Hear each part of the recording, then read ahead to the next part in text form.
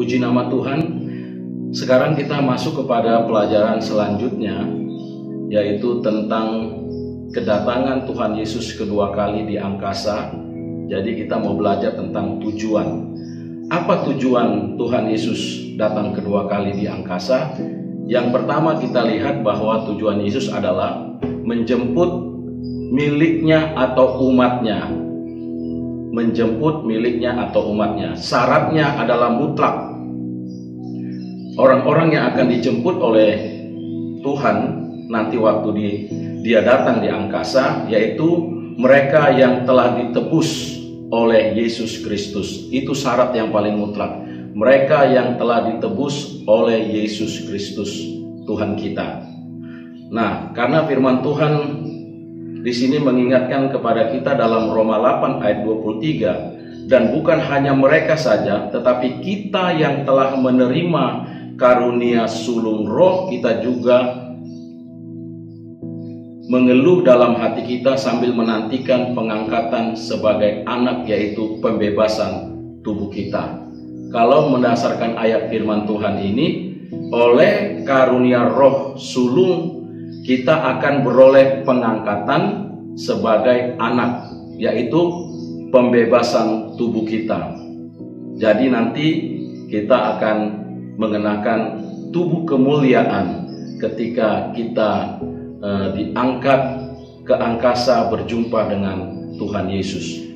Jadi Tuhan Yesus tujuannya dia datang yang pertama di angkasa adalah menjemput miliknya atau umatnya, dan dia akan mengubah tubuh kita yang hina ini menjadi serupa dengan tubuhnya, menjadi tubuh yang mulia. Puji nama Tuhan. Nah, dalam Filipi 3 ayat 20 sampai 21 katakan, karena kewarganegaraan kita adalah di dalam sorga, dan dari situ jugalah kita menantikan Yesus Kristus sebagai juru selamat yang akan mengubah tubuh kita yang hina ini sehingga serupa dengan tubuhnya yang mulia menurut kuasanya yang dapat menaklukkan segala sesuatu kepada dirinya.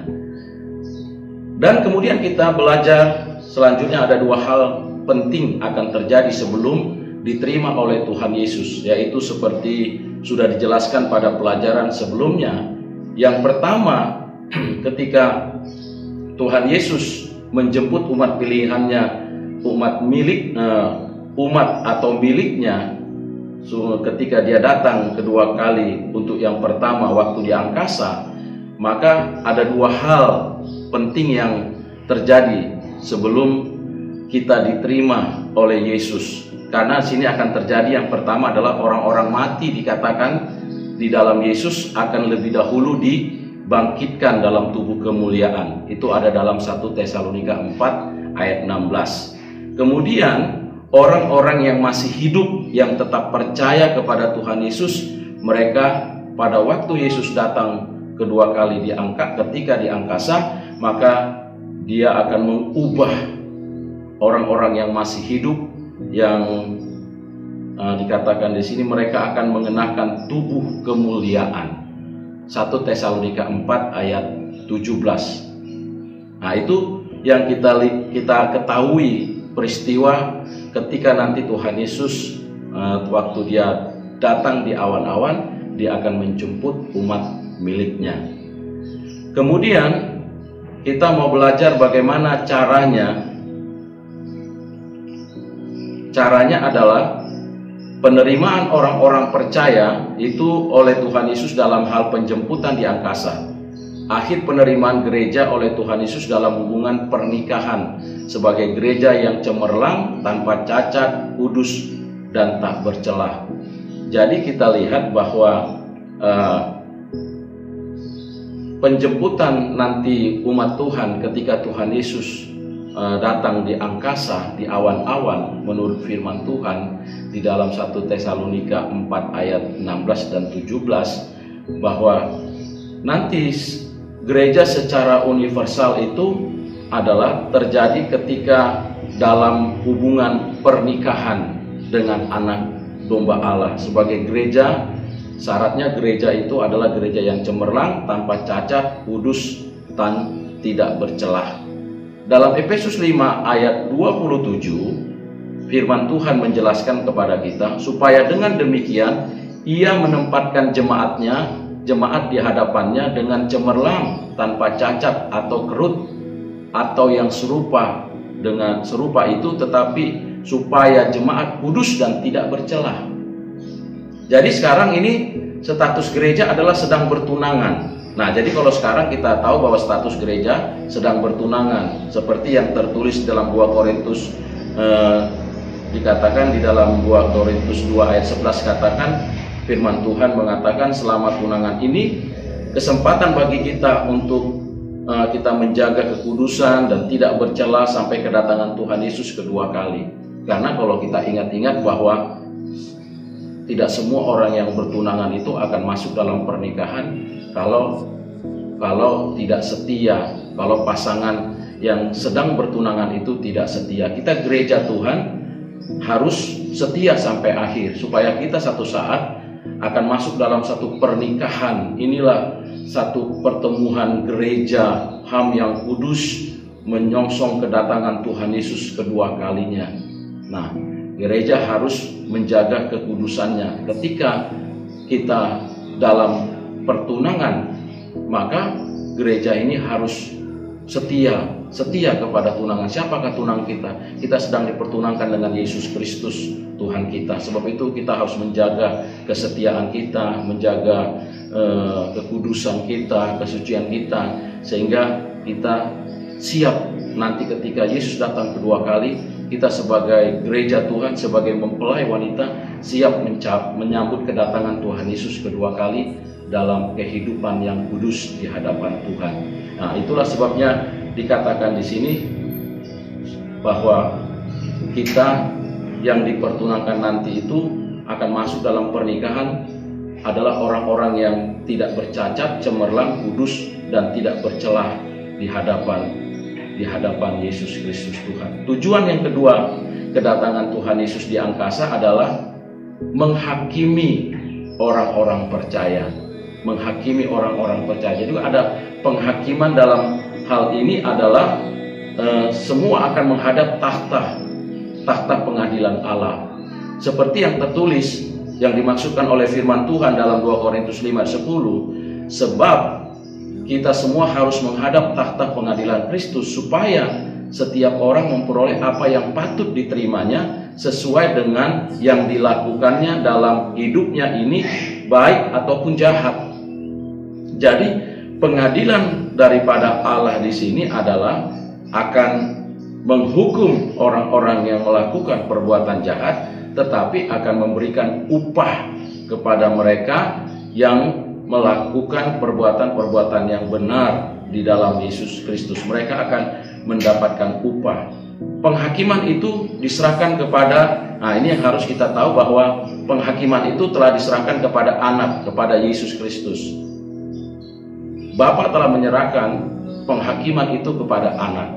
Karena ada tertulis dalam firman Tuhan, di sini katakan bahwa di ayat 22 dikatakan bahwa Bapa tidak menghakimi siapapun, melainkan telah menyerahkan penghakiman itu seluruhnya kepada anak. Penghakiman ini berlangsung di mana? Berlangsung di angkasa. Waktu Yesus turun di awan-awan, disitulah akan ada penghakiman. Penghakiman itu dengan memberikan upah kepada orang percaya dan memberikan hukuman bagi orang-orang yang berbuat jahat di hadapan Tuhan. Yang menerima upah itu siapa yang akan menerima upah? Yang pertama adalah hamba-hamba Kristus yang percaya akan rahasia dan mereka dapat dipercaya. Jadi yang pertama yang akan mendapatkan upah daripada Yesus Kristus ketika Tuhan Yesus datang kedua kali, waktu dia datang di awan-awan itu, yang pertama adalah hamba-hamba Kristus yang percaya, yang dipercayakan rahasia dan mereka dapat dipercaya. Jadi Tuhan percayakan rahasia, kemudian mereka dapat dipercaya. Itu kepada hamba-hamba Kristus, karena dasarnya ada tertulis dalam firman Tuhan dalam 2 Korintus 4 ayat 1 sampai 2 katakan, demikianlah hendaknya orang memandang kami sebagai hamba-hamba Kristus yang kepadanya dipercayakan rahasia Allah. Ayat 2, yang akhirnya dituntut dari pelayan-pelayan yang demikian ialah bahwa mereka ternyata dapat dipercayai. Jadi yang pertama ini kepada hamba-hamba Kristus yang dipercayakan rahasia Allah melalui firman Tuhan, mereka harus mengajar dengan sesuai dengan firman Allah, mengungkapkan rahasia-rahasia firman Allah. Banyak hal hikmat yang Tuhan berikan kepada hamba-hamba Tuhan dalam pelayanan. Mereka harus melakukan, mengerjakan pelayanan-pelayanan itu dengan hikmat Tuhan, dengan tuntunan Roh Kudus. Ketika Tuhan mempercayakan ini, mereka dapat melakukannya dengan baik, dengan benar, sesuai dengan kehendak Allah. Maka kepada mereka akan diberikan, dikatakan, upah kepada hamba-hamba Tuhan yang setia, yang dipercayakan rahasia-rahasia Allah dalam pelayanannya.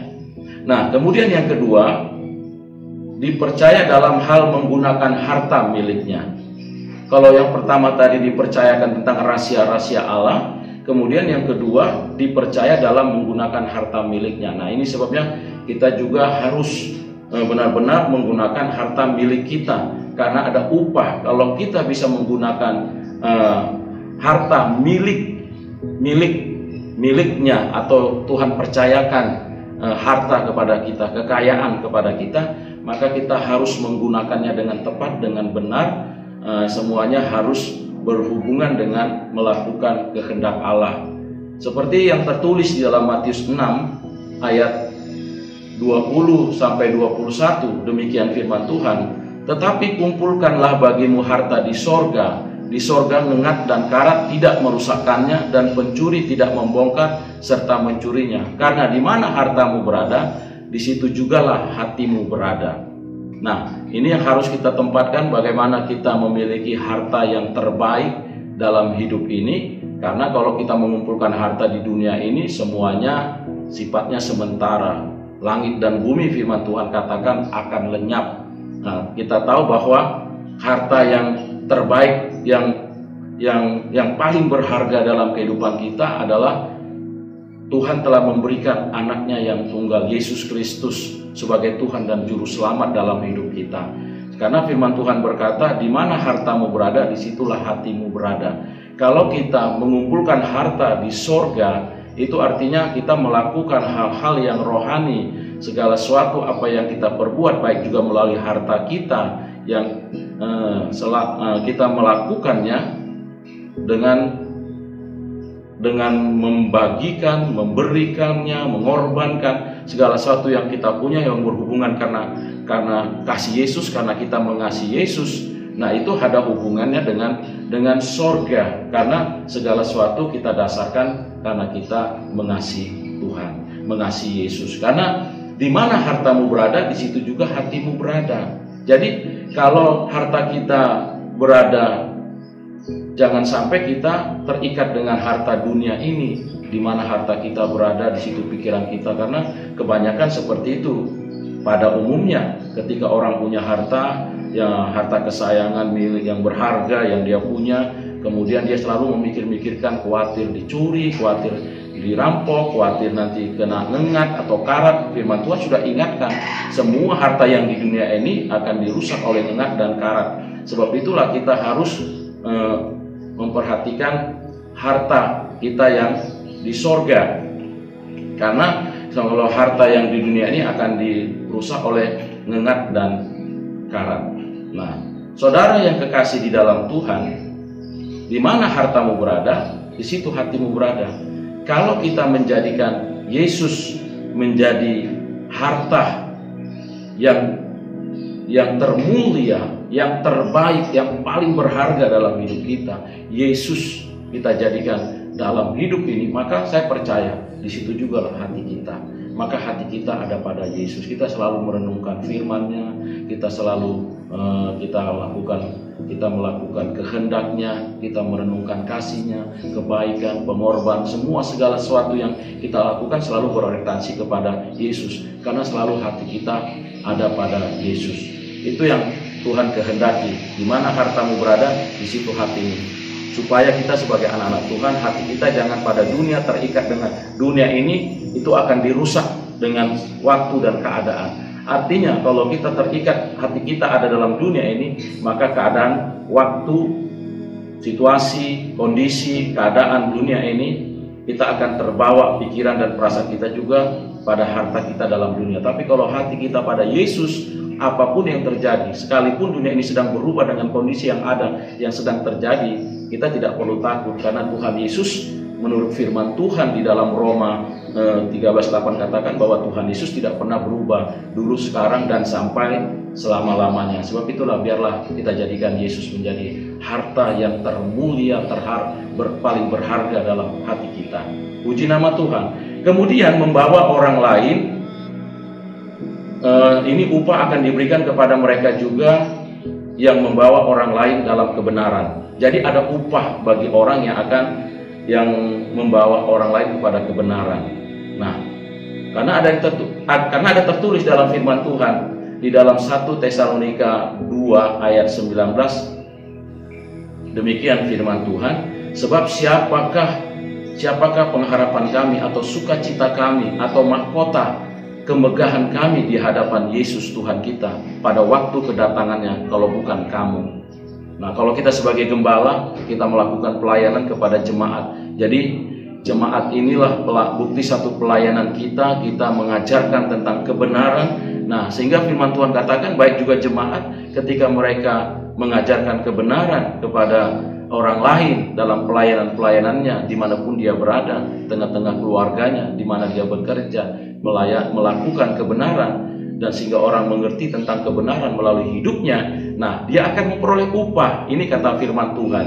Jadi ada upah bagi orang yang membawa orang lain dalam kebenaran.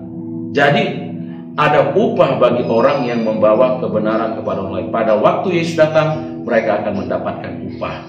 Puji nama Tuhan. Mari kita ingat-ingat akan firman Tuhan ini, supaya kita bisa merenung dan melakukannya. Ketika kita ingat satu waktu Yesus akan datang kedua kali. Untuk datang yang pertama waktu di angkasa, dia akan memberikan upah ini kepada kita. Perbuatan baik kepada semua orang. Nah, kita juga diajarkan kalau kita nanti mau menerima upah daripada Tuhan Yesus waktu dia datang di awan-awan, maka kita harus melakukan perbuatan baik kepada semua orang, tetapi terutama kepada saudara kita seiman. Karena ada dasar firman Tuhan yang mengatakan dalam Galatia 6 ayat 10, karena itu selama kami masih ada kesempatan bagi kita, marilah kita berbuat baik kepada semua orang, tetapi terutama kepada kawan-kawan kita seiman. Nah, jadi ada upah bagi orang yang selalu berbuat baik kepada semua orang, tetapi terutama kepada saudara-saudara kita seiman. Jangan sampai saudara-saudara kita seiman yang dekat dengan kita malah kita tidak perhatikan, orang-orang lain yang tidak seiman malah kita lebih memberikan satu. Tapi firman Tuhan mengajarkan hal ini kepada semua orang, terutama kepada saudara-saudara kita seiman. Jadi artinya kalau kita mau melakukan perbuatan baik, lakukan dululah kepada saudara-saudara kita seiman. Lakukan dulu kepada jemaat di sekitar kita. Lakukan dulu kepada saudara-saudara kita yang seiman di mana kita tinggal. Baru setelah itu kita bisa lakukan kepada orang yang lain. Puji nama Tuhan. Nah, demikian juga firman Tuhan akan mengingatkan kita ada upah bagi orang yang tabah dalam penderitaan karena Tuhan Yesus Kristus.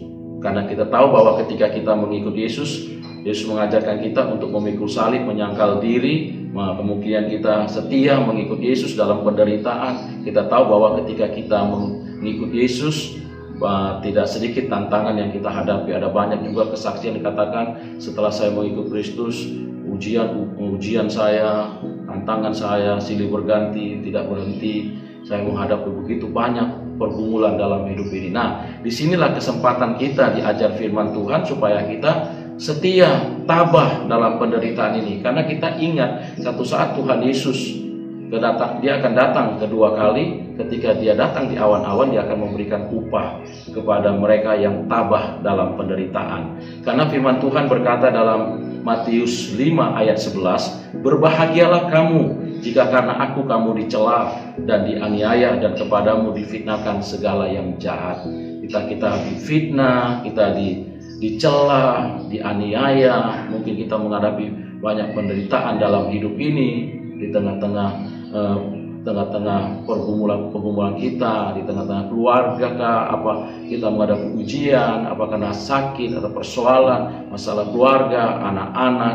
Kadang-kadang Tuhan izinkan hal ini terjadi supaya kita tetap tabah. Kita walaupun mungkin ada yang menghina kita, ada yang mencela kita, tetaplah tabah, karena orang yang tabah, sabar dalam penderitaan, setia kepada Yesus, tetap mengasihi Yesus walaupun begitu banyak ujian, tetap kita setia karena Tuhan satu saat akan memberikan upah kepada kita.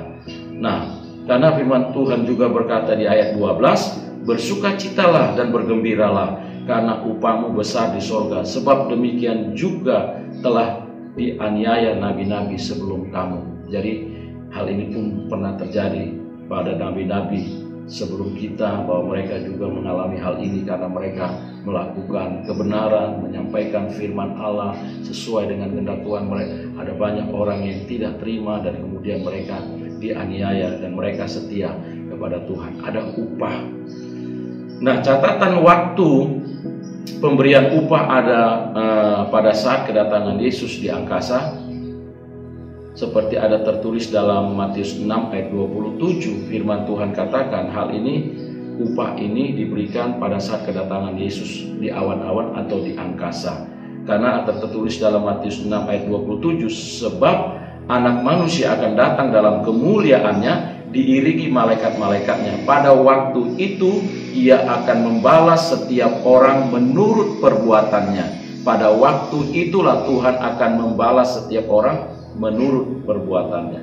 Dalam Wahyu 22 ayat 12 juga firman Tuhan mengatakan, "Sesungguhnya aku datang segera dan aku membawa upahku untuk membalas kepada setiap orang menurut perbuatannya." Sekali lagi saya bacakan dalam Wahyu 22:12, "Sesungguhnya aku datang segera dan aku membawa upahku untuk membalaskan kepada setiap orang menurut perbuatannya." Nah, inilah sebabnya kita tetap setia dalam melakukan firman Tuhan, karena satu saat kita akan menerima upah dari Tuhan kita Yesus Kristus. Kemudian saudara yang kekasih dalam Tuhan, adapun jenis upah yang diberikan menurut Alkitab adalah dia berbentuk mahkota. Jadi upah yang diberikan kepada kita, seperti apa upah yang akan diberikan kepada kita? Tentu ada pertanyaan hal seperti itu, sehingga firman Tuhan akan menjawab pada hari ini kepada kita jemaat Tuhan. Kita mungkin bertanya-tanya, upah apa yang Tuhan akan berikan? Nah, yang pertama adalah mahkota. Jadi yang kita tahu yang akan diberikan upah yang akan diberikan kepada kita adalah mahkota. Yang pertama namanya mahkota abadi. Mahkota abadi yang diberikan Tuhan Yesus kepada pemenang dalam pertandingan iman. Jadi mahkota abadi itu akan diberikan Tuhan Yesus kepada mereka yang disebut pemenang dalam pertandingan iman. Karena ada tertulis dalam 1 Korintus 9 ayat 25, tiap-tiap orang yang turut mengambil bagian dalam pertandingan menguasai dirinya dalam segala hal, mereka berbuat demikian untuk memperoleh suatu mahkota yang fana. Tetapi kita untuk memperoleh satu mahkota yang abadi. Jadi mahkota kita adalah mahkota yang abadi. Nah, sedangkan orang bertanding sekarang ini, kita lihat dalam pertandingan dalam atletik, dalam bulu tangkis, sepak bola, mereka mendapatkan hadiah. Tetapi dikatakan firman Tuhan, semua yang mereka semua itu semua untuk memperoleh satu keberhasilan itu mereka harus latihan, mereka harus berusaha untuk bisa melakukan dengan secara maksimal kedisiplinan mereka bisa membagi waktu mereka taat dalam setiap latihan-latihan sehingga mereka bisa berhasil. Sedangkan untuk satu pertandingan dunia saja yang artinya dalam bentuk hadiah, mahkota yang fana, hadiah yang fana, itu aja orang bisa melakukan demikian. Tapi kita, ketika kita setia sebagai anak-anak Tuhan, kita menjadi pemenang dalam iman di tengah-tengah pergumulan dalam dunia ini. Kita mempersiapkan hidup kita. Ingat, satu saat kita juga akan terima mahkota. Tapi beda, mahkota yang dalam dunia ini yang kita lihat orang-orang terima itu bersifat sementara, itu bentuk fana. Tapi mahkota yang akan diberikan Tuhan kepada kita adalah mahkota abadi. Mahkota abadi. Nah, sekali lagi katakan, oleh sebab itu jadilah umat pemenang dalam pertandingan iman, setia di tengah-tengah pergumulan. Kita sedang di tengah-tengah dunia ini, kita sedang menghadapi satu pertandingan iman. Kita harus menjadi umat yang lebih dari pemenang, karena Tuhan akan memberikan kita mahkota abadi. Kemudian ada yang disebut dengan mahkota kemegahan. Yang kedua ada mahkota kemegahan. Nah, mahkota kemegahan ini akan diberikan kepada mereka sebagai pemenang jiwa, soul winner. Soul winner. Jadi bagi mereka pemenang jiwa, orang-orang yang orang-orang yang menginjil, orang-orang yang mencari jiwa, yang bersaksi di mana mereka pergi memberitakan Injil, memenangkan jiwa-jiwa yang mereka yang terhilang, mereka yang cinta kepada jiwa-jiwa. Mereka datang mengunjungi, membesuk mereka. Mungkin mereka merasa tertolak, ada orang-orang yang mengasihi mereka. Nanti supaya di surga nanti ada banyak orang berterima kasih dalam pelayanan kita. Tapi Tuhan di sini akan memberikan kepada mereka janji mahkota kemegahan bagi mereka yang disebut sebagai pemenang jiwa atau soul winner. Karena ada tertulis dalam 1 Tesalonika 2 ayat 19 firman Tuhan, sebab siapakah pengharapan kami atau sukacita kami atau mahkota kami, kemegahan kami di hadapan Yesus Tuhan kita pada waktu kedatangannya, kalau bukan kamu. Jadi ketika orang-orang dia rindu memenangkan jiwa-jiwa dan dipakai Tuhan untuk memenangkan jiwa-jiwa, hati yang mengasihi jiwa-jiwa, mereka satu saat ketika Yesus datang di awan-awan, untuk yang pertama ketika dia datang di awan, sebelum dia menjejakkan kakinya membawa orang-orang kudusnya untuk memerintah bersama dengan dia di dunia, untuk datang kedua, untuk kedatangannya menjejakkan kakinya, dikatakan di Yerusalem, dikatakan bahwa dia akan memberikan mahkota kemegahan. Yang ketiga, mahkota kebenaran. Nah, mahkota kebenaran ini akan diberikan kepada mereka yang merindukan kedatangan Yesus kembali. Jadi orang-orang yang merindukan Yesus datang kedua kali ini akan mendapat mahkota kebenaran. Karena ada tertulis firman Tuhan dalam 2 Timotius 4 ayat 8. Sekarang telah tersedia bagiku mahkota kebenaran yang akan dikaruniakan kepadaku oleh Tuhan, hakim yang adil pada harinya, tetapi bukan hanya kepadaku, melainkan juga kepada semua orang yang merindukan kedatangannya. Nah, ini saudara yang kekasih dalam Tuhan, kita sekarang paham bahwa orang-orang yang merindukan kedatangan Tuhan, yang menanti-nantikan Tuhan, pastilah mereka mempersiapkan hidup mereka karena rasa rindu berjumpa dengan Yesus, ingin memandang wajah Yesus. Mereka menanti-nantikan dengan setia, mereka tekun di dalam doa, merenungkan firman-Nya, membuktikan mereka sungguh merindukan kedatangan Tuhan Yesus. Mereka inilah satu saat akan menerima mahkota kebenaran. Mereka tidak lagi fokus dengan dunia ini. Mereka tidak terikat lagi dengan kehidupan dunia. Yang ada dalam hati mereka adalah menanti-nantikan kedatangan Tuhan Yesus kedua kali. Ketika mereka ketika mereka meninggal, ketika mereka menyongsong Yesus di awan-awan, mereka akan menerima mahkota kebenaran. Kayak firman Tuhan katakan, hendaklah engkau setia sampai mati, sehingga Tuhan mengaruniakan kepadamu mahkota kebenaran ini. Saudara, kemudian mahkota kehidupan. Mahkota kehidupan.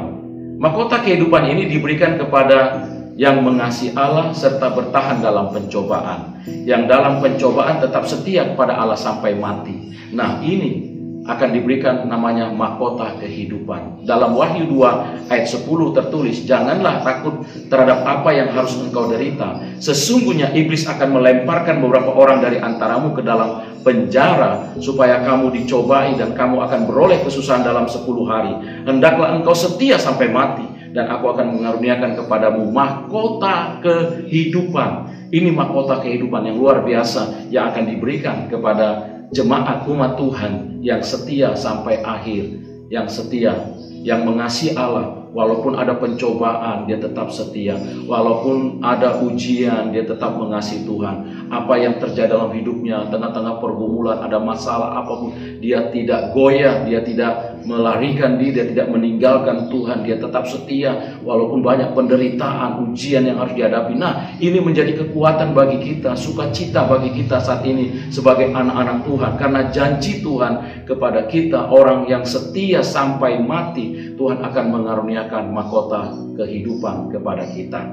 Nah, itulah sebabnya melalui pelajaran ini lebih kita mendalami apapun yang sedang kita hadapi tengah-tengah dunia sekarang ini. Tidak membuat kita tawar hati, tidak membuat kita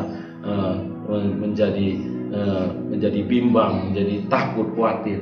Tetap percaya dalam penderitaan, ketika kita setia sampai mati, Tuhan akan memberikan kita mahkota kehidupan. Kemudian yang terakhir adalah mahkota kemuliaan. Mahkota kemuliaan ini akan diberikan kepada gembala yang mengembalakan umatnya dengan tulus, sukarela, dengan pengabdian diri, dan dengan tidak mencari keuntungan.